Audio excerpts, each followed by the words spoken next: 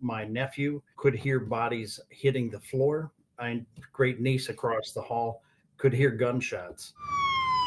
Monday's deadly shooting at Abundant Life Christian School left 2 people dead, 6 injured, and more lives forever impacted. There are a lot of hurting families in that Madison area today.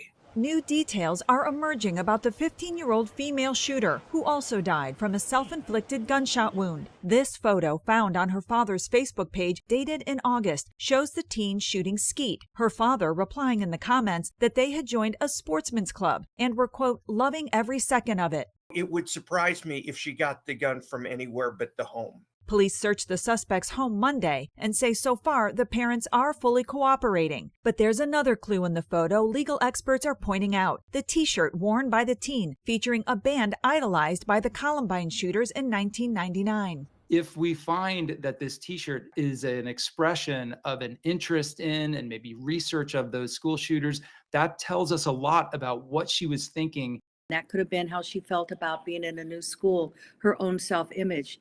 It's very likely that she was going through depression. The Washington Post obtained court records detailing a, quote, turbulent home life for the teen, filled with multiple parental divorces and marriages, therapy, and shifting custody arrangements. The parents have not yet spoken publicly about the shooting or responded to media requests. I'm Laura Aguirre reporting. Tonight, police in Madison, Wisconsin are urgently searching for what led a 15-year-old girl to bring a 9mm handgun to school and open fire. Investigators say Natalie Ruppnow, who went by Samantha, arrived at the Abundant Life Christian School Monday morning and killed a teacher and fellow student and wounded 6 others before taking her own life. The past 24 hours have been a flurry of emotion, sadness, anger, disappointment, grief. Grief as they try to understand why a festive day with students dressed in their holiday pajamas ended with them evacuating a shooting scene. Police Chief Sean Barnes says the motive was a combination of factors, and they are looking into everything from possible bullying to her online activity, adding everyone at the school was targeted equally in the shooting. As for writings related to the shooting that have been circulating online, at this time we cannot verify the document. We ask that you not share the document or spread any information that may be false. But police are looking for original documents that may have been taken from the shooter's home and speaking to her parents, who they say are cooperative, to determine whether they owned or possessed the gun their daughter allegedly used. I think law enforcement will take the steps necessary, but we don't know nearly enough yet. Not enough to know whether the parents will face criminal charges. While the police chief says they will look into whether the parents were negligent, he says that does not appear to be the case right now. 2 of the shooting victims remain in critical condition with life-threatening injuries, and police are asking members of the community to respect the privacy of the student and teacher who were killed.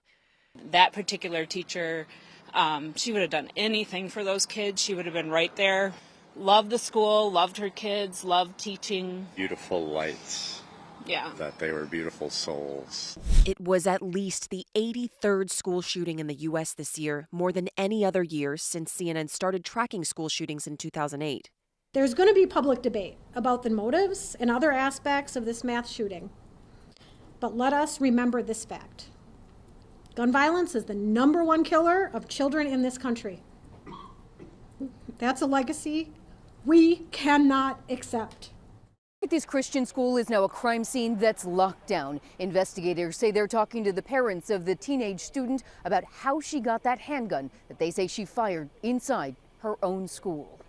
Police say it was gunshots fired by a 15-year-old girl at her own classmates and teachers that sent parents racing to Abundant Life Christian School. I was on the road. I deliver for a living, and as I saw the cops driving by, then I got the text from the school, and that really hit me hard as I'm driving down the road, seeing ambulances. By the time Carl Gottschalk picked up his young children hours later, his 2nd grade daughter Nora was still shoeless. I was in the hallway and I was changing from my shoes to my boots to go to lunch because I have recess after.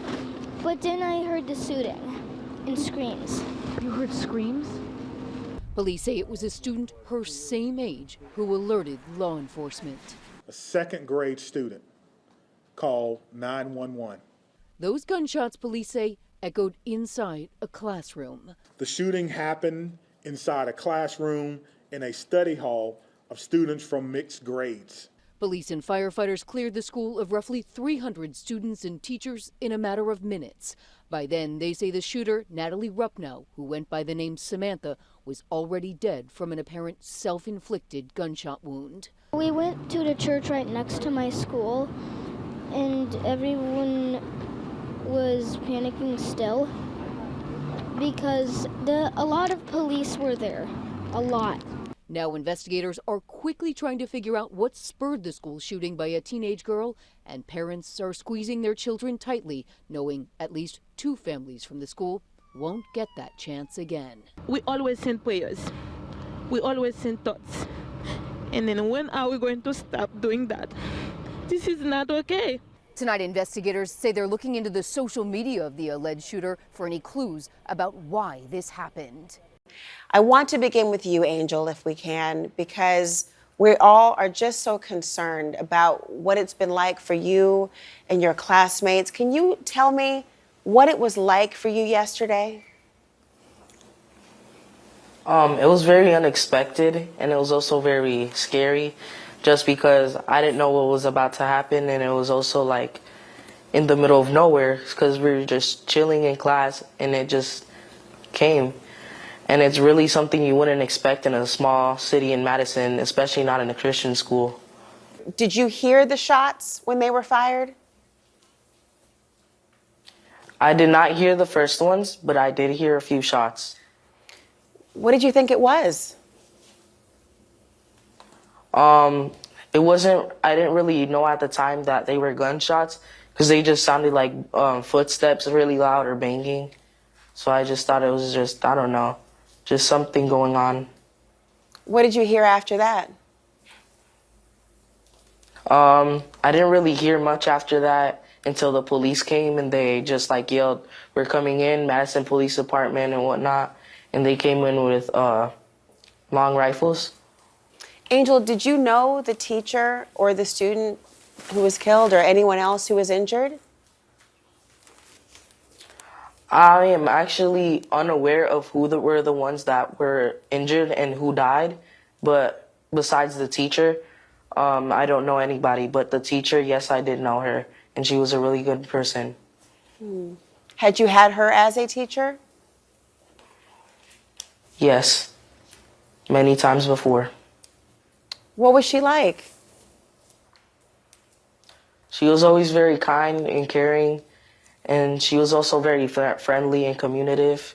This is not how we thought we would end our day. Inside Ozaki Christian School, Trust in the Lord. Staff and teachers took time to reflect and pray for their friends and the families over at Abundant Life Christian School. It was what head of school Chris Austin turned to first when she found out about the shooting. I just had to pray for them because that was the only thing that I could do. This prayer circle was also the first time Monday she could speak with her staff about it. This was their chance to share a message with their colleagues. Just having them know that we're with them in prayer, we're standing with them, particularly with their teachers.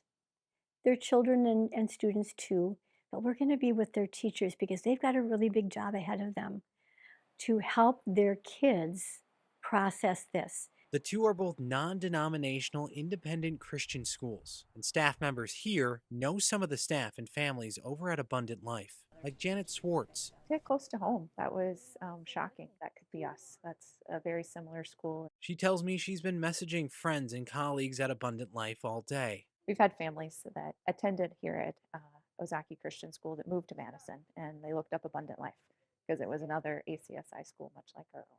Staff and teachers will talk with children here on Tuesday morning. For now, they're sending love and prayers to all impacted by this devastation. No matter what happens in the next week, months, God is there for them, and we will be there too. It's okay to not be okay right now. Moments of healing as the Madison, Wisconsin community honors the lives lost in a private school shooting. I was really scared.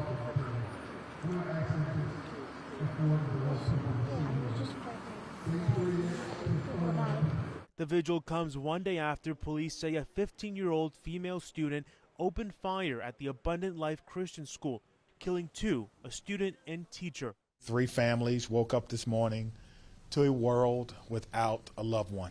Chief Barnes says the alleged shooter, Natalie Rupnow, who went by Samantha, turned the gun on herself. Investigators are working to determine how Rupnow obtained the weapon. Let us remember this fact.